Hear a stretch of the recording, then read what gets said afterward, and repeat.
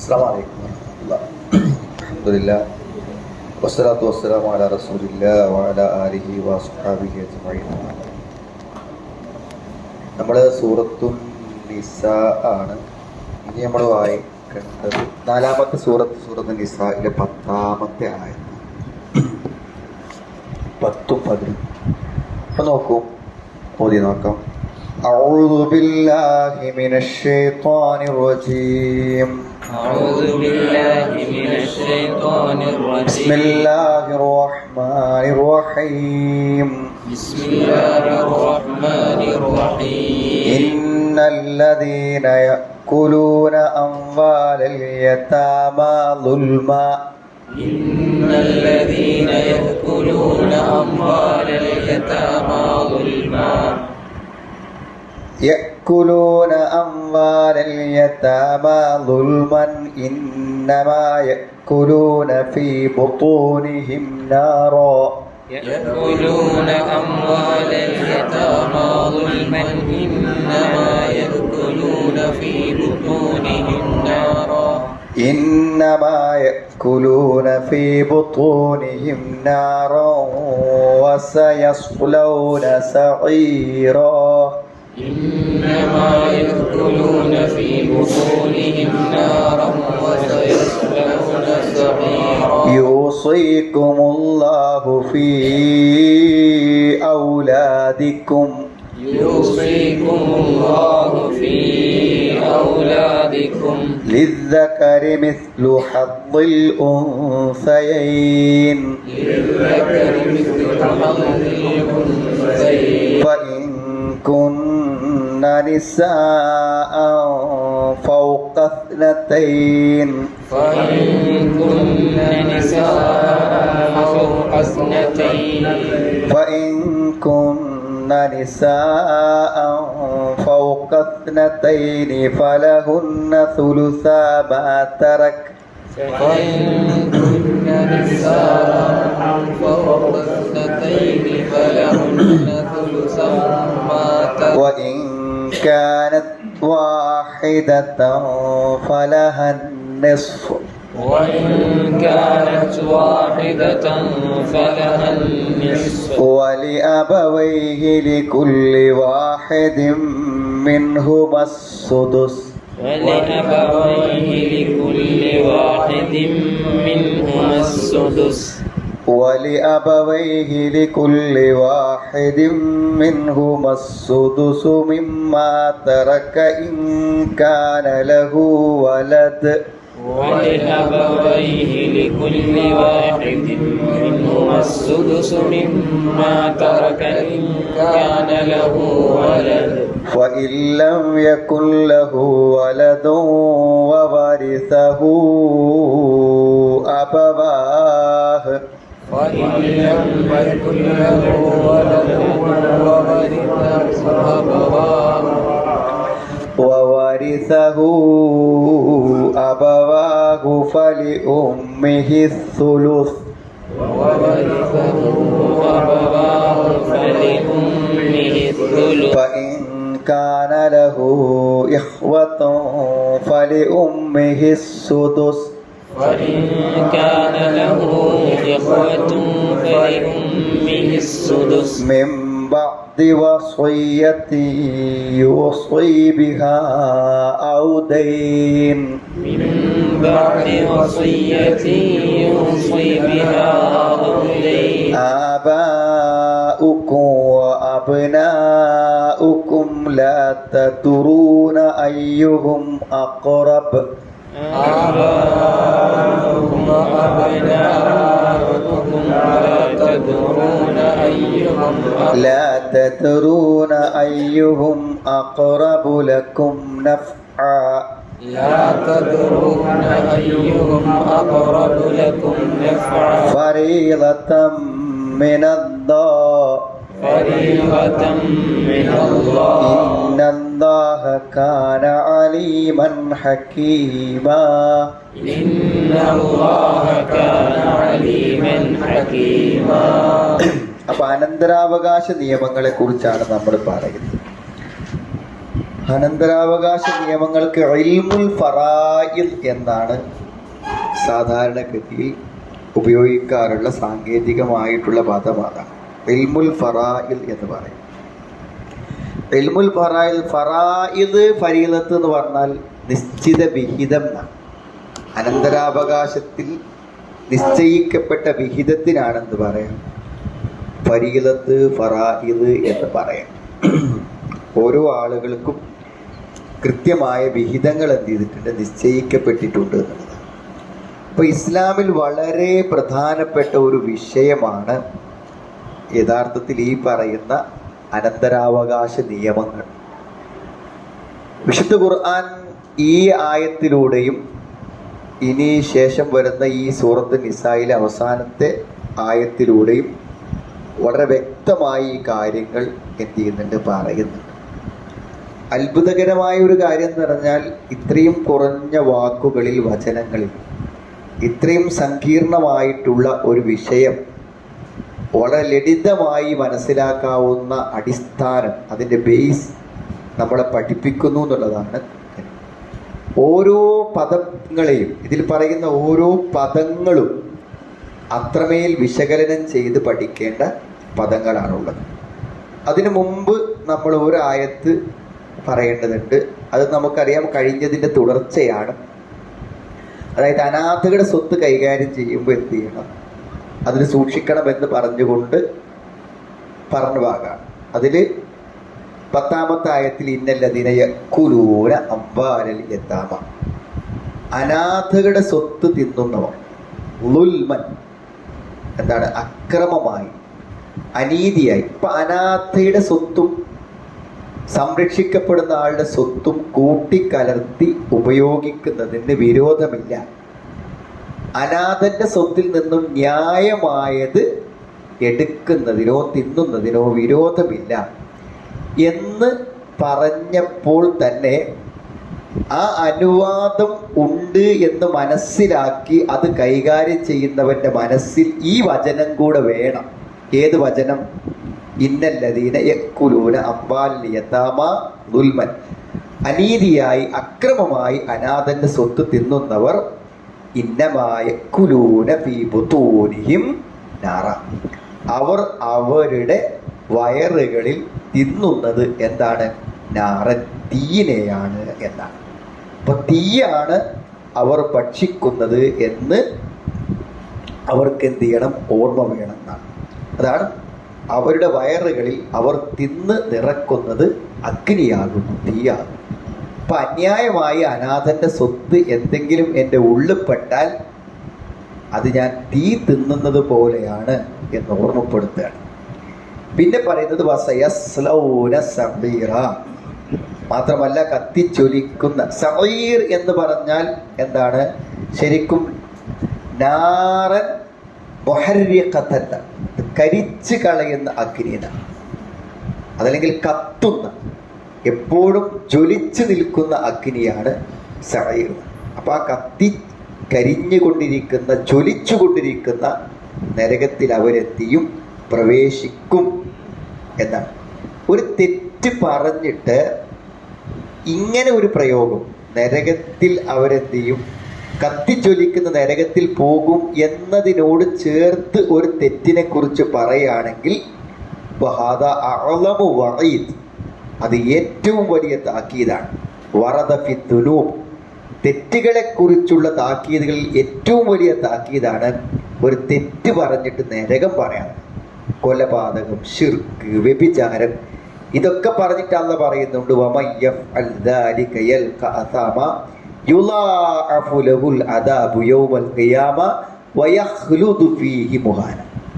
രണ്ട് കാര്യം പറയുന്നത്. ഒന്ന്, ശിക്ഷ ഇരട്ടിപ്പിച്ചുകൊണ്ടിരിക്കും, അവൻ അപമാനിതനായി നരകത്തിൽ ശാശ്വതമായി ജീവിക്കേണ്ടി വരും. അപ്പോൾ നരകത്തോട് ചേർത്ത് പറയുന്ന തെറ്റുകൾ ഏറ്റവും ഭയാനകമായ തെറ്റാണ്. അപ്പോൾ ഒരു നിലക്കും നമ്മുടെ വയറ്റിൽ പെട്ടുപോകാൻ പറ്റാത്തതാണ് ഏത്? അനാഥകളുടെ സ്വത്ത് എന്ന് പറഞ്ഞാൽ. അതെപ്പോഴും ശ്രദ്ധിക്കണം.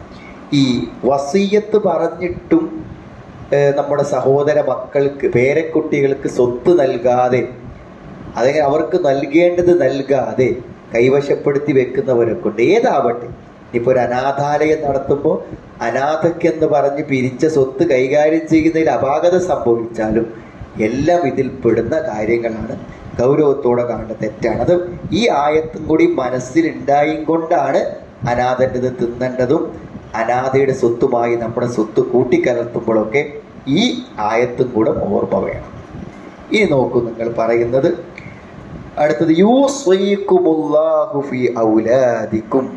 അപ്പൊ യൂസീകുമുല്ലാഹു, അനന്തരാവകാശ നിയമങ്ങളുടെ പ്രാധാന്യം മനസ്സിലാക്കാൻ ഈ ഒരു വാക്ക് മതി. യൂസീക്കും എന്ന് പറയുന്നത് നിങ്ങളോട് വസിയ്യത്ത് ചെയ്യുന്നു.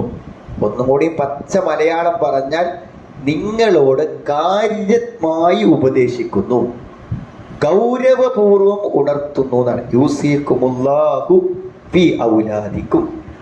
ഔലാദ് എന്ന പദം വലതുൻ എന്നതിൻ്റെ ബഹുവചനമാണ് ഔലാദ്. നമ്മൾ ആൺമക്കളെയും പെൺമക്കളെയും എല്ലാം ചേർത്ത് മക്കൾ എന്ന് പറയുന്നതിന് പകരം അറബിയിൽ ഉപയോഗിക്കുന്ന പദമാണിത് ഔലാദ്. നമ്മൾ വലതുൻ ആൺകുട്ടി, ബിന്തുൻ പെൺകുട്ടി എന്നാണ് സാധാരണ നമ്മൾ അറബി പഠിക്കുമ്പോൾ പഠിക്കല്. എന്നാൽ ഔലാദ് എന്ന് പറയുമ്പോൾ ഉദ്ദേശിക്കുന്നത് എന്താണ്? മക്കൾ, ആണും പെണ്ണും അടങ്ങുന്ന മക്കൾ. ഇനി പെണ്ണുങ്ങൾ മാത്രമായാലും ആണുങ്ങൾ മാത്രമായാലും ഒക്കെ മക്കൾ എന്ന അർത്ഥത്തിൽ എന്തുപയോഗിക്കും? ഔലാദ്. നിങ്ങളുടെ മക്കളുടെ കാര്യത്തിൽ അള്ളാഹു നിങ്ങളെ ഉപദേശിക്കുന്നു എന്നാണ്. ഈ മക്കളുടെ കാര്യത്തിൽ നിങ്ങൾ ഉപദേശിക്കുന്നു എന്ന് പറയുമ്പോൾ ഈ വസിയ്യത്ത് എന്നുള്ള പദം ഉപയോഗിച്ചത് കൊണ്ട് തന്നെ മക്കളുടെ കാര്യത്തിൽ എന്തുണ്ട്? വളരെ കണിശമായ ശ്രദ്ധ എന്ത് വേണം? ഒരാൾക്ക് വേണം എന്നും കൂടെ മനസ്സിലാക്കണം എന്നാണ്. അപ്പോൾ നമ്മുടെ മക്കളുടെ കാര്യം അത് വളരെ ഗൗരവത്തോടുകൂടെ കാണുക. അപ്പോൾ അവരെ വളർത്തുന്ന കാര്യമായാലും തെർബിയത്തിൻ്റെ കാര്യമായാലും അവരെ നരകത്ത് രക്ഷിക്കുന്ന കാര്യമാണെങ്കിലും ഒക്കെ എന്ത് ചെയ്യണം? അത് വളരെ ഗൗരവത്തോടു കൂടെയുള്ള ഉപദേശങ്ങളും താക്കീതുകളുമാണ്. എന്താണ് ഇനി അത്ഭുതകരമാണ് ഇതിൻ്റെ ഓരോ വാക്കുകളും. ചിലപ്പോൾ ആണിൻ്റെ പകുതിയെ പെണ്ണിനുള്ളൂ എന്നല്ലേ പറയാ, അല്ലേ? അങ്ങനെയാണല്ലോ ആയത്തിൽ പറയണത്. എന്നാൽ നിങ്ങൾ ഖുർആൻ പറഞ്ഞ പദം നോക്ക്, നിങ്ങൾ ഉപയോഗിച്ച പദം എന്താ? ആണിൻ്റെ പകുതി പെണ്ണിന് എന്നാ പറഞ്ഞത്? അല്ല, പെണ്ണിൻ്റെ ഇരട്ടി ആണിന് എന്നാണ്. അതിൻ്റെ അർത്ഥം എന്താ അറിയോ? പെണ്ണിൻ്റെ സ്വത്താണ് ബേസ്. പെണ്ണിൻ്റെ സ്വത്തുമ്മ വെച്ചിട്ടാണ് ആണിൻ്റെ വിഹിതം പറഞ്ഞത്. ഇതെന്തുകൊണ്ടെന്ന് വെച്ചാൽ നേരത്തെ നമ്മൾ പറഞ്ഞു ജാഹിലിയ കാലത്ത് മൂത്തൊരു ആൺകുട്ടിക്ക് കിട്ടുള്ളൂ, ചെറിയ ആൺകുട്ടി കിട്ടൂല, പെണ്ണുങ്ങൾക്ക് ഏതായാലും കിട്ടൂല. പെണ്ണിന് സ്വത്തുണ്ട് എന്ന് സ്ഥാപിച്ചിട്ട് അതുമ്മ വെച്ചിട്ടാണ് ആണിൻ്റെ അളവ് പറയണത്. ഇതൊന്നും ഈ പറയുന്ന ആൾക്കാർ പറയില്ല. ശരി, നമ്മൾ മനസ്സിലാക്കി ഈ ആയത്തിൻ്റെ അവസാനത്തിൽ പറയുന്ന പദപ്രയോഗം എന്താ വെച്ചാൽ നമ്മുടെ ദീനിയായ കാര്യങ്ങളിൽ നിങ്ങൾ എപ്പോഴും ശ്രദ്ധിക്കണേ. ഞാൻ പല വർഷം ആവർത്തിച്ച് ഞാൻ പറഞ്ഞാണ്, എന്തെങ്കിലും ഖുർആനിലോ ഹദീസിലോ വന്ന ഒരു കാര്യം നമുക്ക് മനസ്സിലാകാതെ വന്നാൽ നമ്മൾ ചിന്തിക്കേണ്ടത് എന്തോ അതിലൊരു കുഴപ്പമുണ്ട് എന്നല്ല, അതിലെന്തോ ഒരു മനസ്സിലാകായ്മ എനിക്കുണ്ട് എന്നാ മനസ്സിലാക്കണം. തിരിച്ച് മനസ്സിലാക്കിയാൽ എന്താ വെച്ചാൽ നമ്മുടെ ഈമാൻ പോയി. കാരണം ഇതിൽ കുഴപ്പമുണ്ടാവില്ല. അതാണ് അവസാനത്തിൽ പറയുന്നത്. എന്താ പറയണത്? ഇന്നല്ലാഹ കാന അലീമൻ ഹക്കീമ. തീർച്ചയായും അള്ളാഹു സർവജ്ഞനും അഗാധജ്ഞനും. പടച്ചവന് പേക്കൂല, പടച്ചവൻ ഒരിക്കലും എന്താവൂല, ആരെങ്കിലും തെറ്റൂല. നമ്മൾ മനസ്സിലാക്കും, അള്ളാഹുവിന് ഒരിക്കലും തെറ്റൂല. അപ്പൊ അള്ള പറഞ്ഞിട്ടുണ്ടോ അതാണ് ശരി. എന്തെങ്കിലും നിലക്ക് നമുക്കതിലൊരു മനസ്സിലാകായ്മ ഉണ്ടെങ്കിൽ നമ്മൾ മനസ്സിലാക്കേണ്ടത് നമുക്ക് മനസ്സിലാകാഞ്ഞിട്ടാണ് എന്ന് നമ്മൾ എന്ത് ചെയ്യണം? മനസ്സിലാക്കണം. അപ്പോൾ ലിദ്ദക്കരി പുരുഷനുണ്ട്, മിഥ്ലു ഹദ്ദിൽ ഉൻസയൈനി. എന്താണ്? ആണിന് 2 പെണ്ണിൻ്റെ ഓഹരിക്ക് തുല്യമായതുണ്ട്. ആണിന് 2 പെണ്ണിൻ്റെ ഓഹരിക്ക് തുല്യമായതുണ്ട്. ഇപ്പൊ പെണ്ണിൻ്റെ സ്വത്തിനെ മാനദണ്ഡമാക്കിയിട്ടാണ് ആണിൻ്റെത് പറയുന്നത്. ഈ പെണ്ണിന് കുറച്ചു, ആണിനത് കൊടുക്കായിരുന്നില്ലേ എന്ന് പറയണം. അപ്പൊ അവിടെ നമ്മൾ മനസ്സിലാക്കേണ്ട ഒരു കാര്യം, ഒരാണിന്റെ സംരക്ഷണമാണ് ഒരു പെണ്ണിന് എല്ലാ സന്ദർഭത്തിലും എന്താണ് വേണ്ടത്.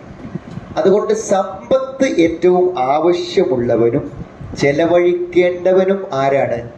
ആണാണ്. ഒരു പെണ്ണിന് വരുമാനം ഉണ്ടാകാം, ശമ്പളം ഉണ്ടാകാം, എന്തുണ്ടാവാം. പക്ഷെ അവൾക്കത് സത്യത്തിൽ ചെലവഴിക്കേണ്ടി വരില്ല. അതുകൊണ്ട് പെണ്ണിന്റെ സ്വത്തിന് മുഴുവനാണ് സക്കാത്ത്. ആണിന് നിസാബ് വെച്ചിട്ട് കൊടുത്താൽ മതി. പെണ്ണിന് ചെലവില്ലാത്തത് കൊണ്ട് നിസാബ് എത്തിക്കഴിഞ്ഞാൽ എന്ത് ചെയ്യണം? ചെലവൊന്നും നോക്കാതെ കൊടുക്കണം. അപ്പൊ സത്യത്തിൽ എന്താ വെച്ചാൽ, ഒരു പെണ്ണിന് പകുതി കിട്ടുമ്പോൾ അവളുടെ ഭർത്താവിന് എന്ത് കിട്ടുന്നുണ്ട്? അപ്പുറത്ത് മുഴുവൻ സ്വത്തും കിട്ടുന്നുണ്ട്. അതുകൊണ്ട് സംരക്ഷകനായി നിൽക്കുന്ന പുരുഷന്, അപ്പൊ നിങ്ങൾ തിരിച്ച് ചിന്തിച്ചു നോക്കും. നിങ്ങൾ ഒരു പക്ഷേ ഇന്ന് ധാരാളം ആളുകൾക്ക് ഒരു വീട് എന്ന സ്വപ്നം സാക്ഷാത്കരിക്കുന്നത് അനന്തരാവകാശ സ്വത്ത് കൊണ്ടാണ്. അതെങ്ങാനും തുല്യമായിരുന്നുവെങ്കിൽ ഒരു പുരുഷനും ശരിക്കൊരു വീടുണ്ടാക്കാൻ ഒരിക്കലും കഴിയുമായിരുന്നില്ല. അപ്പം അതിലൊക്കെ വലിയ യുക്തിയുണ്ട്, വലിയ ബുദ്ധിയുണ്ട്. അപ്പം അതുകൊണ്ട് ആ പരിഗണന വെച്ചുകൊണ്ടാണ് അതെന്ത് ചെയ്യുന്നത്? നൽകുന്നത് എന്നതാണ്. പിന്നെ മറ്റൊന്ന്, ഇനി എന്തെങ്കിലും കാരണവശാൽ സ്വത്തുണ്ടെങ്കിലും അവൾക്ക് ഒരു സംരക്ഷകൻ വേണം, ഒരു സംരക്ഷകൻ നിർബന്ധമാണ്. അപ്പോ എന്തായിരിക്കും? ഈ പെങ്ങൾക്ക് സ്വത്ത് കുറവാണെങ്കിലും ആങ്ങള ഇത് സംരക്ഷിക്കേണ്ട ചുമതലയുള്ളത് കൊണ്ട് അത് പെങ്ങളെ സ്വത്ത് എടുത്തിട്ടല്ല അവൻ സംരക്ഷിക്കാം. ഭർത്താവ് ഒഴിവാക്കി ഇങ്ങോട്ട് വന്നാൽ ആങ്ങള വാപ്പന്റെ സ്ഥാനത്ത് നിന്ന് സംരക്ഷിക്കുന്നത് ഇവളെ സ്വത്ത് എടുത്തിട്ടല്ല, അവന്റെ സ്വത്ത് എടുത്ത് അവളെ എന്ത് ചെയ്യണം? സംരക്ഷിക്കണമെന്ന ചുമതല അയാൾക്കുണ്ട്. ഒരു പക്ഷേ എന്തായിരിക്കും, ജീവിതത്തിൽ തനിക്ക് കിട്ടിയതിനേക്കാളും വലിയ സ്വത്ത് പെങ്ങൾക്ക് ഇപ്പോൾ തന്നെ അയാൾ ചെലവഴിച്ചിട്ടുണ്ടാവാം. അതിനും സാധ്യതകളുണ്ട്. അപ്പൊ ഏത് അർത്ഥത്തിൽ നമ്മൾ ചിന്തിച്ചാലും അതു തന്നെയാണ് എല്ലാ അർത്ഥത്തിലും ഏറ്റവും ശരിയെന്ന് ഹിക്മത്തുള്ളതും അതേപോലെ തന്നെ ഏറ്റവും യുക്തമായതും അതാണെന്ന് നമുക്ക് എന്ത് ചെയ്യും? മനസ്സിലാക്കും. അപ്പൊ അങ്ങനെ പറയുമ്പോൾ എന്താണ്, സ്വത്തിന്റെ കാര്യത്തിൽ പിന്നെ തർക്കങ്ങളില്ല. സാധാരണഗതിയിൽ എന്താ വെച്ചാൽ, ഒരാൺകുട്ടി ഉണ്ടെങ്കിൽ സ്വത്ത് മുഴുവനായിട്ട് അവർക്ക് തന്നെ കിട്ടും. കാരണം അവരെ അസ്വബ എന്നാണ് പറയാം. എന്ന് പറഞ്ഞാൽ നിശ്ചിത വിഹിതങ്ങൾ കൊടുത്തു കഴിഞ്ഞാൽ ബാക്കി വരുന്നതൊക്കെ അവർക്ക് ലഭിക്കും. അങ്ങനെയാണ് അതിൻ്റെ പൊതുവായ തത്വം. അപ്പോൾ ഒരാൾക്ക് ഒരു ആൺകുട്ടി മാത്രമുള്ളൂ എന്ന് വിചാരിച്ചോളൂ, ഒരാൺകുട്ടി മാത്രമുള്ളൂ. അപ്പോൾ എന്താണ്, അയാൾ മരണപ്പെട്ട് കഴിഞ്ഞാൽ എന്താണ്, ഈ ഉമ്മ ഉണ്ടെങ്കിൽ ഉമ്മക്ക് 8/1 കൊടുത്താൽ ബാക്കിയുള്ള സ്വത്ത് മുഴുവൻ ആർക്ക് കിട്ടും? ഈ ആൺകുട്ടിക്ക് കിട്ടും. അത് ഒരാൾ മരിച്ചു, അയാൾക്ക് വാപ്പി ഉമ്മയുണ്ട്, അയാൾ മരിച്ചു, വാപ്പി ഉമ്മയുണ്ട്. അപ്പോൾ എന്ത് ചെയ്യും? ഇയാൾക്ക് മക്കളുണ്ടെങ്കിൽ വാപ്പക്കും ഉമ്മക്കും 6/1 കിട്ടും. ഈ മക്കളില്ല എന്നുണ്ടെങ്കിൽ ഉമ്മക്ക് 3/1 കിട്ടും. ബാക്കി മുഴുവൻ ആർക്ക് പോകും? വാപ്പ കിട്ടും. ബാക്കി മുഴുവൻ സ്വത്തും വാപ്പക്ക് കിട്ടും. അങ്ങനെയാണ്. അപ്പൊ അത് അസബ എന്ന് പറഞ്ഞാൽ എന്താണ്? ബാക്കി വരുന്നത് മൊത്തം അനന്തരമെടുക്കാൻ കഴിയുന്ന ആള്. അസബ ഇല്ലെങ്കിലോ മുഴുവൻ സ്വത്തും അവർക്ക് കിട്ടാതെ പോവുകയും ചെയ്യും. ഒരു മകള് മാത്രമുള്ളെങ്കിൽ പകുതി കിട്ടുള്ളൂ. പകുതി എന്ത് ചെയ്യും? ഉപ്പന്റെ സഹോദരന്മാർക്കും അല്ലെങ്കിൽ ഉപ്പന്റെ ആളുകൾക്കൊക്കെ എന്ത് ചെയ്യും? അസബയായിട്ടുള്ള ആളുകൾക്ക് പോകും.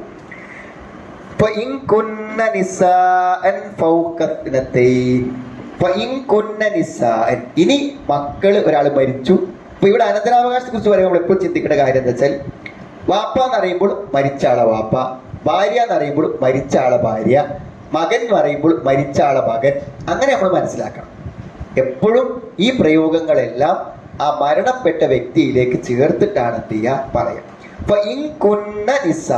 ഇനി ആ മരണപ്പെട്ടത് ആളുടെ മക്കള് മുഴുവൻ പെൺമക്കളാണെങ്കിൽ ഫൗക്കത്തിനത്തേനി 2-ൽ കൂടുതലുണ്ടെങ്കിൽ, 2 അതിലധികം, 2 പരിഗണിക്കും. 2-ന് മേലെ എത്ര ഉണ്ടെങ്കിലും ഒക്കെ പെൺകുട്ടികളാണ്. പക്ഷെ 2-ൽ 2-ലധികമോ പെൺകുട്ടികളാണെങ്കിൽ ഫലഹുന്ന അവർക്കുണ്ട്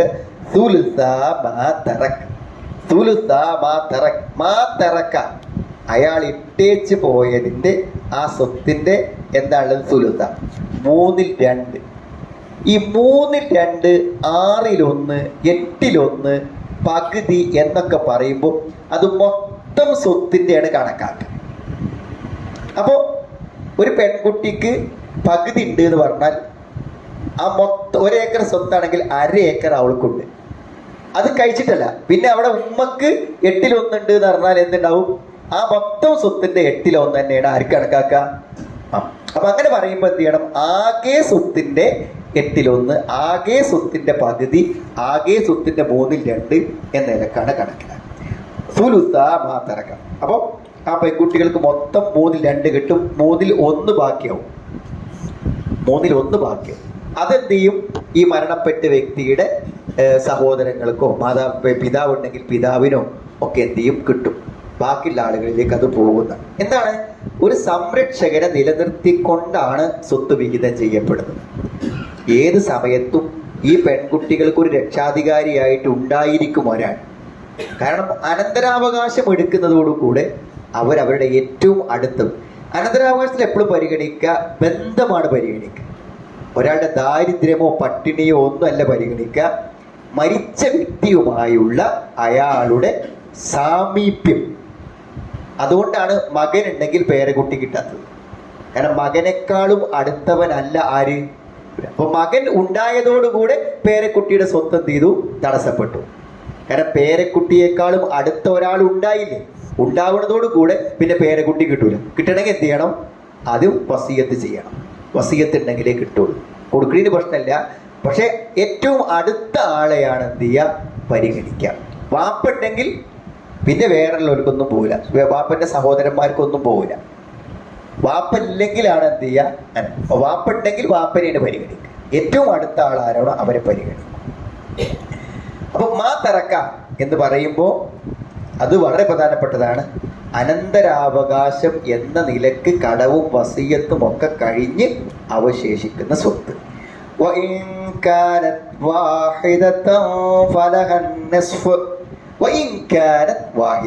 ഇനി ഒരു പെൺകുട്ടി മാത്രമാണെങ്കിലോ ഫലഹൻ നിസ്ഫ്, അവൾക്ക് ആകെ സ്വത്തിന്റെ പകുതി ലഭിക്കും.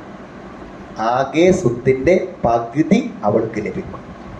പകുതി ഇവരൊക്കെ മരിച്ചു പോയിട്ട് ഒരു പെണ്ണ് മാത്രം. ഇപ്പൊ ഞാൻ പല കേസിലും നമ്മൾ കാണുന്നതാണ്, ഈ സ്ത്രീകൾ എപ്പോഴും ഭർത്തൃ വീടുകളിലും ഭർത്താവിനാലും പീഡിപ്പിക്കപ്പെടാനുള്ള ഏറ്റവും വലിയൊരു കാരണം ചോദിക്കാനും പറയാനോ ആളില്ല. പല സ്ത്രീകൾ പറയും, ഞാൻ എങ്ങടാ പോവുക എന്ന് ചോദിക്കും. ഞാൻ എങ്ങട്ടാ പോവുക?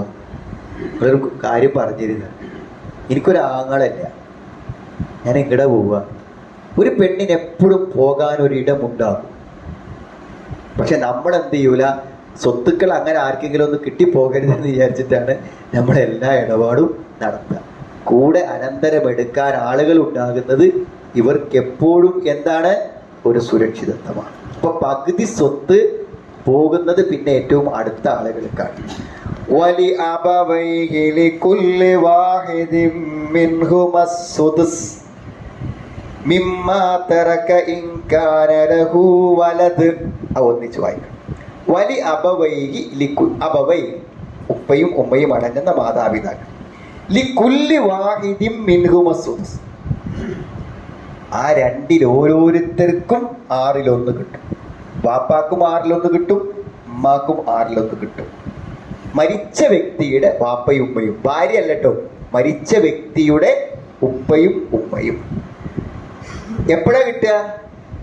ഇൻകാനലഹു വലത്, അവർക്ക് എന്താണ്? മക്കളുണ്ടെങ്കിൽ എന്ത് ചെയ്യും? 1/6 കിട്ടും. മക്കളുണ്ട്, ഈ മരിച്ച വ്യക്തിക്ക് മക്കളും ഉണ്ട്, ഉപ്പയും ഉമ്മയുണ്ട്. ഉപ്പക്കും ഉമ്മക്കും മൊത്തം സ്വത്തിന്റെ 1/6 വീതം. 1/6 ഒരാൾക്കും കിട്ടും, 1/6 വേറൊരാൾക്കും കിട്ടും എന്നാ പറ. മക്കളുണ്ടെങ്കിൽ. ഇനി ഇല്ലം യകുല്ലഹു വലദുൻ, മക്കളില്ലെങ്കിലോ? മക്കളില്ലാന്ന് വിചാരിച്ചു. മക്കളില്ലാന്നുണ്ടെങ്കിൽ പിന്നെ അനന്തരാവകാശി ആരുള്ളൂ?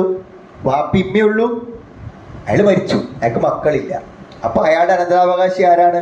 വാപ്പയും ഉമ്മയുമാണ്. അപ്പൊ പരിതഹു അബവാഹു, അപ്പോൾ അവനെ അനന്തരമെടുക്കുന്നത് ആരായിരിക്കും? അവന്റെ മാതാപിതാക്കൾ. അങ്ങനെ വരുമ്പോൾ ഫലി ഉമ്മിഹി സുലുസ്, ഉമ്മക്ക് 1/3 കിട്ടും. അപ്പം നമ്മൾ ഏതൊക്കെ അവസ്ഥകളിൽ ഒരാൾ മരണപ്പെട്ടാൽ ഉണ്ടാകുമോ അതിൻ്റെ എല്ലാ അവസ്ഥകളും ഇവിടെ പറയും. ഒരാൾ മരണപ്പെട്ടു, അപ്പം അയാൾക്ക് വാപ്പിമ്മി മാത്രമേ ഉള്ളൂ. അങ്ങനെയാണെങ്കിൽ അവർക്ക് എത്ര? അല്ലെങ്കിൽ മക്കൾ മാത്രമാണ്, ആണ് മാത്രമാണെങ്കിൽ എത്ര? ആണും പെണ്ണും ഉണ്ടെങ്കിൽ എത്ര?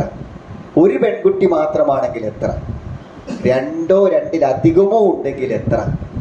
എന്ന് പറഞ്ഞാൽ ഏതൊക്കെ അവസ്ഥകളിൽ വരാമോ ആ അവസ്ഥകളെല്ലാം ഇവിടെ എന്ത് ചെയ്യുന്നുണ്ട്? പ്രതിപാദിക്കുന്നുണ്ട് എന്നില്ല. ഇനി നോക്കൂ, പിന്നെ അപ്പൊ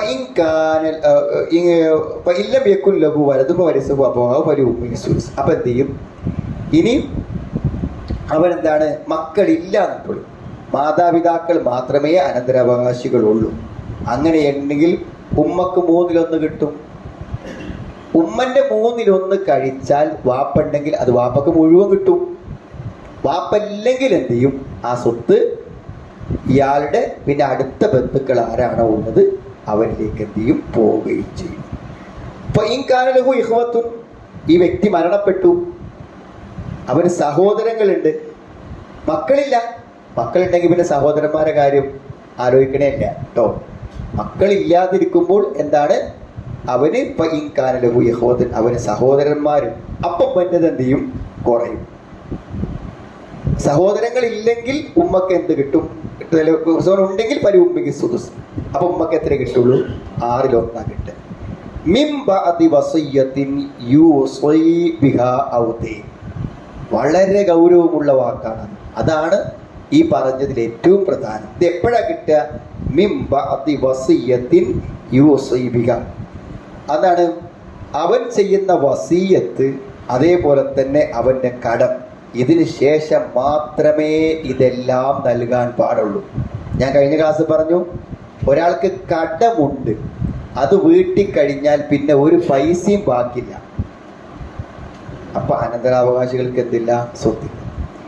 അയാൾക്ക് കടം നിലനിൽക്കെ അനന്തരാവകാശികൾ ആ സ്വത്ത് കൈവശപ്പെടുത്തിയാൽ അവർ അനർഹമായതാണ് കൈവശപ്പെടുത്തിയത്, ഹറാമാണ് കൈവശപ്പെടുത്തിയത്.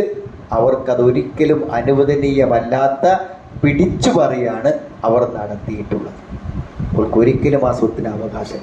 അതുകൊണ്ട് ഈ നമ്മുടെ നാട്ടിലൊക്കെ എങ്ങനെയാ വെച്ചാൽ പള്ളിക്കട അനൗൺസ് ചെയ്യും, വല്ല കടങ്ങളുണ്ടെങ്കിൽ മൂത്ത മകനുമായിട്ട് ബന്ധപ്പെടണം, ആരെങ്കിലും വരൂ. അങ്ങനെ പൊരുത്തം വന്നു തീർക്കാം. എൻ്റെ വാപ്പ എനിക്കൊരു 10,000 രൂപ തരാണ്ട് പറഞ്ഞാൽ ഒരു എന്തെങ്കിലും രേഖ ഉണ്ട്, കിട്ടിയ രേഖയില്ല. അപ്പൊ എല്ലാവർക്കും വന്നൂടെ? മരിച്ചില്ലേ മൂപ്പര്? ഇനിയിപ്പോ ആർക്കും വന്ന് എനിക്ക് 50,000 ഉണ്ട്, എനിക്ക് 1.5 ലക്ഷം ഉണ്ട്, ഇതൊക്കെ വല്ല തെളിവും വേണം. അപ്പൊ പോയോ കള്ളനായി, ചോദിച്ചോ കള്ളനായി, അതുണ്ടാവും. അവിടെ ആ പരിപാടിക്ക് ഒരു മനുഷ്യൻ നിൽക്കൂല. നമ്മൾ കൊടുക്കാണ്ടെങ്കിൽ നമ്മളിത് എന്ത് ചെയ്യണം? രേഖ വേണം. രേഖ ഉണ്ടെങ്കിൽ അതെന്ത് ചെയ്യും? അയാളത്തും രേഖ ഉണ്ടാവും, എല്ലാവർക്കും അറിയും. അതുകൊണ്ട് നമ്മൾ ആലോചിക്കേണ്ട ഒരു കാര്യം, നമ്മളെ കടം എവിടെയെങ്കിലുമൊക്കെ ഉണ്ടെങ്കിൽ അതൊക്കെ മരിച്ച മക്കളെ അനൗൺസ് ചെയ്യുമ്പോൾ എല്ലാവരും വന്ന് വാങ്ങി പിടിക്കണം വിചാരിച്ച് ധൈര്യത്തിൽ ആരും മരിക്കാതെ നമ്മളത് എന്ത് ചെയ്യുക? നമ്മൾ കൊടുക്കാനുള്ളത് എഴുതി വെച്ച് കൊടുത്ത് പോണതാണ് നമുക്ക് ഏറ്റവും നല്ലത്. കാരണം കടം എന്നുള്ളത് എന്തായാലും എന്ത് ചെയ്തിട്ട്, ഹജ്ജ് ചെയ്തിട്ടും രക്തസാക്ഷിയായിട്ടും എന്ത് ചെയ്താലും പരിഹരിച്ചു പോകില്ല. അത് കൊടുക്കന്നെ വേണം. ശരി. അപ്പോൾ ഞാൻ കടക്കാരനൊന്നല്ല അറിയും, നമ്മൾ കടക്കാരനാവില്ല. നമ്മളെപ്പോഴെങ്കിലും എന്താണെന്ന് വെച്ചാൽ ഒരാൾക്ക് കൊടുക്കാനുള്ള പൈസ എന്താണ് 15,000 കൊടുക്കാത്തേക്ക് 14,000 കൊടുത്തുങ്ങാണ്ട് ഇനിയിപ്പോൾ 1,000 ഞാൻ അടക്ക് പിന്നെ തരാറിഞ്ഞാൽ മതി. ആ 1,000 അവിടെ കടം തന്നെയാണ്. മനസ്സിലായില്ല? അത് നമ്മൾ തന്നെ എഴുതിച്ച് ആലോചിച്ച് കൊടുത്തിട്ടില്ലെങ്കിൽ നമ്മൾ ഇനി 50 കൊല്ലം മുന്നേ കഴിഞ്ഞിട്ട് മരിച്ചാലും ആ 1,000 റുപ്യേൻ്റെ കടം നമ്മളെ കടം തന്നെയാണ്. അതിൽ യാതൊരു സംശയവും കാര്യത്തിലില്ല. അവിടെ കടത്തിൻ്റെ കാര്യത്തിൽ എല്ലാവരും എന്ത് ചെയ്യണം? വളരെ കഴിയണതും എന്ത് ചെയ്യാച്ചാൽ നമ്മൾ ഒരുവിടുന്നും പൈസ കടം ഇല്ലാതെ ജീവിക്കാൻ വേണ്ടി നമ്മൾ ശ്രമിക്കുക. ഉണ്ടെങ്കിൽ അത് വളരെ കൃത്യമായി എഴുതി വെച്ചിട്ട് തന്നെ കടന്നുറങ്ങിയാൽ മതി. അത് വളരെ കൃത്യമായി എഴുതി വെച്ചിട്ട് കടന്നുറങ്ങാൻ നമ്മൾ വേണ്ടത്. എന്താ വെച്ചാൽ നമ്മളത് കൃത്യമായി രേഖ ഉണ്ടാക്കി കഴിഞ്ഞാൽ നമ്മളെ സ്വത്തുനിന്ന് അത് കൊടുത്തോളും. അല്ലാതെ അനന്തരാവകാശികൾക്ക് എടുക്കാൻ പറ്റില്ല. ശരി, അത് കഴിഞ്ഞിട്ട് എടുക്കാൻ പറ്റുള്ളൂ. അല്ലാതെ ഒരു എടുത്തിട്ടുണ്ടെങ്കിൽ ഓരാണ് അതിൻ്റെ കുറ്റക്കാർ. നമ്മൾ മനസ്സിലാക്കണം. അപ്പം എന്തൊക്കെ കട ഉണ്ടെങ്കിൽ നമ്മൾ തന്നെ ജീവിച്ചിരിക്കുമ്പോൾ വിറ്റാൽ മതി സ്വത്തേ. നമ്മൾ മരിച്ചിട്ട് പോലെ വിറ്റ് വീട്ടുണ്ടല്ലോ, നമ്മളാണ് വിറ്റിട്ട് അതൊക്കെ വീട്ടിൽ ബാക്കിയുള്ള സ്ഥലം അവിടെ കടന്നോട്ടെ വെച്ചാൽ പോലെ. ഇതിനപ്പോൾ നമ്മൾ മരിച്ചിട്ട് ആൾക്കാരെ വിൽക്കാൻ കാത്തിക്കേണ്ട കാര്യം ഇപ്പം എന്താണ്? നമ്മൾ തന്നെ വിറ്റൊക്കെയാണ് വീട്ടിയാൽ മതി. ഇതിപ്പോൾ നമ്മൾ കടം വാങ്ങിയത് ഇപ്പം നമ്മുടെ മക്കൾക്ക് വേണ്ടിയിട്ടേക്കാണ്, മനസ്സിലായി? മക്കൾക്ക് വേണ്ടിക്കാരം കടം വാങ്ങിയിട്ടുണ്ടാകും. പക്ഷെ ഓരെന്തില്ല, അത് വീട്ടിയില്ലെങ്കിൽ ബുദ്ധിമുട്ടാകും. ഇനി എന്താണ് അടുത്ത് പറയണത്? അബാഉക്കും വ അബ്നാഉക്കും, നിങ്ങളുടെ പിതാക്കളും നിങ്ങളുടെ മക്കളും. ലാ തദ്റൂന അയ്യുഹും അഖ്റബു ലക്കും നഫ്ആ, ഇവരിൽ ആരാണ് നിങ്ങൾക്ക് ഉപകാരത്തിൽ കൂടുതൽ അടുപ്പമുള്ളത് എന്ന് നിങ്ങൾക്കറിയുകയില്ല. നിങ്ങൾ എത്രയാണോ അവർക്ക് നിശ്ചയിച്ച വിഹിതം, ആ വിഹിതം കൃത്യമായി അവർക്കൊക്കെ എന്ത് ചെയ്യാൻ കൊടുക്കുക. അത് നമ്മുടെ കടമയാണ്. നമ്മൾ കണക്കാക്കണ പോലെയല്ല കാര്യങ്ങൾ ഉണ്ടാകുക. ഓർക്കെന്തിനെ പകുതിയായി, ഓർക്കെന്തിന് എത്രയായി, വാപ്പക്ക് എന്തേ അത്രയായി, പെൺകുട്ടികൾ മാത്രമായപ്പോൾ എന്ത് 3-2 ഒരു പെൺകുട്ടി മാത്രമായപ്പോൾ എന്ത് പൗതി സ്വത്തായി. ഇതൊന്നും നിങ്ങൾ ചോദിക്കരുത്. ഇതൊക്കെ ഉപകാരത്തിൽ ആരാണ് നമുക്ക് അടുത്ത് നിൽക്കുന്നത് എന്ന് നിങ്ങൾക്കറിയില്ല. അതാർക്കറിയും? ഈ വിഹിതങ്ങളെല്ലാം നിശ്ചയിച്ചിട്ടുള്ള അള്ളാഹുവിനറിയും. അവിടെ അള്ള പറഞ്ഞ പോലെ നിങ്ങൾ എന്ത് ചെയ്തോളിയും ചെയ്തോളിയും എന്നാ പറഞ്ഞു. അള്ള പറഞ്ഞതുപോലെ കൃത്യതയോടുകൂടെ ചെയ്യലാണ് നിങ്ങൾക്ക് നല്ലത്. നിങ്ങളെ വക കണക്കും നിങ്ങളെ വിഹിതമൊക്കെ ഉണ്ടാക്കിയിട്ട് നിങ്ങൾ കൈകാര്യം ചെയ്താൽ നിങ്ങൾ വിചാരിക്കും പോലെ ആയിക്കൊള്ളണമെന്നില്ല കാര്യങ്ങൾ. എന്നാണ് ഇപ്പോൾ എന്നോട് കഴിഞ്ഞ ദിവസം ഒരാൾ സംശയം ചോദിച്ചാണ്. എന്താ വെച്ചാൽ ഒരു 3 ആൺകുട്ടിയാണ്. അപ്പോൾ 3 ആൺകുട്ടികളും എന്ത് ചെയ്തു? സ്വത്ത് വീതിച്ചെടുത്തു. വാപ്പ ജീവിച്ചിരിക്കുന്നുണ്ട്, ഉമ്മ മരിച്ചു. ഉമ്മൻ്റെയും വാപ്പൻ്റെയും പാടാണ് സ്വത്ത്. അപ്പോൾ ഉമ്മ മരിച്ച സ്ഥിതിക്ക് രണ്ടും കൂടെ സ്വത്ത് ഒന്നിച്ച് കിടക്കണോണ്ട് വാപ്പി പറഞ്ഞ നിങ്ങൾ ഓഹരി വെച്ചോളിന്ന. അപ്പം 4 ഓഹരി വെച്ചിട്ട് വാപ്പക്കൊരു വിഹിതവും വെച്ചു, ബാക്കി 3 ആൾക്ക് 3 വിഹിതങ്ങളും തുല്യമായി നീക്കി വെച്ചു. അപ്പം എന്ത് ചെയ്തു വെച്ചാൽ ഈ വാപ്പക്ക് നീക്കി വെച്ച വിഹിതം എന്താണ്? വാപ്പനെ നോക്കണ ഒരു മകനുണ്ട്, ബാക്കി 2 ആൾക്കും സൗകര്യമില്ല. അപ്പോൾ വാപ്പന്, അപ്പം ആ സ്വത്തിന് വാപ്പക്ക് അതിന് ശേഷം അവനാണോ കിട്ടുക എന്നുള്ളതാണ് സംശയം. എന്താണ്? വാപ്പക്ക് നീക്കി വെച്ച സ്വത്തിന് വാപ്പ മരിച്ചാൽ അവനാണോ കിട്ടുക എന്നാണ്. അപ്പോ സത്യത്തിൽ എന്താണ്? വാപ്പ മരിക്കുമ്പോൾ, വാപ്പ ജീവിച്ചിരിക്കുമ്പോൾ കൊടുത്താൽ അത് അവരുടെ സ്വത്ത്, വാപ്പന്റെ ദാനം കഴിഞ്ഞു. അത് അനന്തരാവകാശമല്ല. അനന്തരാവകാശം തന്നെ എപ്പോഴാണ്? മരിച്ചിട്ടുണ്ട്. പിന്നെന്താണ്? വാപ്പന്റെ സ്വത്ത് വാപ്പ മരിക്കുന്നതോടുകൂടെ 3 ആൾക്കും എന്തായി? ഒരേപോലെ അവകാശമായി. പിന്നെ നോക്കിയ മോന് കുറച്ചധികം, നോക്കാത്ത മോന് കുറച്ച് എന്നൊന്നുമില്ല. പിന്നെ നോക്കിയവന്റെ ഇടങ്ങേറ് പരിഗണിച്ചിട്ട് ഇവരെന്ത് ചെയ്യാണ്? അതൊക്കെ നീ എടുത്തോന്ന് പറയുകയാണെങ്കിൽ അതിൻ്റെ ഇസ്ലാമിന് കുഴപ്പമൊന്നുമില്ല. പക്ഷെ നോക്കി എന്നുള്ളത് കൊണ്ട് അനന്തരാവകാശത്തിൽ പ്രത്യേകമായൊരു വിഹിതം ഉണ്ടാകുന്നില്ല എന്നതാണ് അർത്ഥം. അപ്പോൾ ഇതൊക്കെ ഫരീളത്തം മിനല്ലാഹ്, അള്ളാഹുവിങ്കിൽ നിന്നുള്ള ഓഹരി നിർണയങ്ങളാണിത്. ഇത് ഇത്രയൊക്കെ വേണം. അപ്പോൾ പെണ്ണുങ്ങൾ ഏതെങ്കിലും ഒരു സ്ത്രീയുടെ മനസ്സിലുണ്ടാവുകയാണത്, എന്തായാലും ആണുങ്ങൾക്ക് നമ്മളെ ഇരട്ടി കൊടുത്ത് ശരിയായില്ല കേട്ടോ, അപ്പൊ നമ്മളെ ഇസ്ലാമെന്ന് ഔട്ടായി. അങ്ങനെ ചിന്തിച്ചാൽ എന്താ? പടച്ചോൻ പറഞ്ഞത് ശരിയായില്ല എന്നല്ലേ പറയണേ. പിന്നെന്താ നമ്മളെ ഈമാൻ, എന്താ നമ്മളെ ഇസ്ലാം? നമ്മക്ക് സ്വത്ത് എത്ര കിട്ടുന്നില്ല, പടച്ചോൻ പറഞ്ഞത് എന്തോ ശരിയായില്ല അപ്പൊ നമ്മള് പറയണത്. ചർച്ച ചെയ്യുമ്പോൾ നമ്മളെ അങ്ങനെ ആലോചിക്കുന്നുണ്ടാവില്ല. പക്ഷെ നമ്മളെന്താ? അള്ള നിശ്ചയിച്ച കാര്യത്തിൽ സംതൃപ്തിപ്പെടാനും അംഗീകരിക്കാനും തസ്ലീം ചെയ്യാനും കഴിയാന്നുള്ളത് ഈമാനിലെ യുസല്ലിമു തസ്ലീമ. തസ്ലീം വേണം ഈമാനിൽ. എന്താ തസ്ലീം പറഞ്ഞാൽ? അള്ള പറഞ്ഞാൽ അതാണ് ശരി. എനിക്ക് ചില മനസ്സിലാകായ്മകൾ ഉണ്ടാകാം, പക്ഷെ അതന്നെ ആയിരിക്കും, അതാണ് ഏറ്റവും വലിയ ശരി എന്ന് പറയാൻ നമുക്ക് കഴിഞ്ഞാലേ നമ്മൾ മൂമിനാവുള്ളൂ. ബഹുഭാര്യത്വം വേറൊരു പെണ്ണുണ്ട്, അതൊന്നൊരു ശരിയല്ല. എന്തായാലും അല്ല ശരിയാന്ന് പറഞ്ഞാൽ നമ്മൾ ശരിയല്ലാണ്ട് കാര്യം. കെട്ടണോ കെട്ടണ്ടേ എന്നുള്ളതല്ല.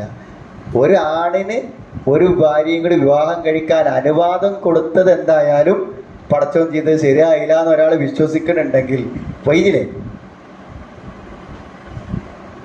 അള്ള പറഞ്ഞ നിയമങ്ങളിൽ നമ്മൾ എന്തില്ല. അപ്പോൾ ഒരു സഹോദരിയുടെ പിന്നെ മകളുടെ ഭർത്താവ് ഇതേമാതിരി കല്യാണം കഴിച്ചപ്പോൾ, അപ്പോൾ കല്യാണം കഴിച്ചപ്പോൾ ഇപ്പൊ ഒരു പിന്നെ ഈ കല്യാണം കഴിച്ച മരുവനെ വിളിച്ചിട്ട് ഒരു വിചാരണ ചെയ്തു. അതെ, എന്താണ് അനക്ക് ഇവൾക്ക് നീ കണ്ട തകരാറ്, എന്ത് കാരണം കൊണ്ടാണ് നീ വിവാഹം കഴിച്ചത്, അത് പറഞ്ഞെന്നാ എനിക്ക് പ്രശ്നമില്ല. അപ്പൊ എന്നോട് വിളിച്ചപ്പോൾ ഞാൻ പറഞ്ഞു, ഒരു കാരണവും ഇല്ലെങ്കിലും അയാൾക്ക് എന്ത് ചെയ്യാം, വിവാഹം കഴിക്കാം. പക്ഷേ ഒരു കുടുംബ ജീവിതത്തിന് ചില ബുദ്ധിമുട്ടുകളും പ്രയാസങ്ങളും ഒക്കെ ഉണ്ടാകും. അതാലോചിച്ച് അയാൾക്ക് കഴിക്കാതിരിക്കുകയും ചെയ്യാം. ആരും ഇസ്ലാം നിർബന്ധിച്ചിട്ടില്ല. അപ്പൊ നമുക്ക് ബുദ്ധിമുട്ട് വരുമ്പോൾ നമ്മൾ ആലോചിക്കുക, അല്ല ഇങ്ങനെ ഒരു നിയമം വെച്ചത് എന്തായാലും ശരിയായില്ല, അത് നിയമത്തെക്കുറിച്ച് ചിന്തിക്കാൻ പറ്റൂല, അത് വേറെ അടുത്ത കാര്യം. ശരി, അപ്പൊ അത് നമ്മൾ വളരെ ഗൗരവത്തിൽ ആലോചിക്കണം. ഇസ്ലാമിക നിയമങ്ങൾ അതാണ് ഏറ്റവും ശരിയെന്ന് നമ്മൾ എന്ത് ചെയ്യണം, വിശ്വസിക്കണം എന്നുള്ളതാണ് അടിസ്ഥാനപരമായ കാര്യം. ഫരീദത്തൻ മിനല്ലാഹ് ഇന്നല്ലാഹ കാന അലീമൻ ഹക്കീമ. തീർച്ചയായും അള്ളാഹു എല്ലാം അറിയുന്നവനും അതേപോലെ തന്നെ അഗാധജ്ഞനുമാകുന്നു എന്നാണ്. അള്ളാഹുവിന് എന്ത് ചെയ്യാൻ പറ്റും, എല്ലാ കാര്യങ്ങളും അറിയാം. അവിടെ അള്ളാഹിന്റെ തീരുമാനം പേക്കൂല, അള്ളാഹു വെച്ച വിഹിതത്തിലൊരു കുഴപ്പവും വരൂല, അത് വളരെ സത്യസന്ധമായിരിക്കും എന്നാണ് പറയുന്നത്. അവസാനിപ്പിക്കും. സുബ്ഹാനല്ലാഹ്.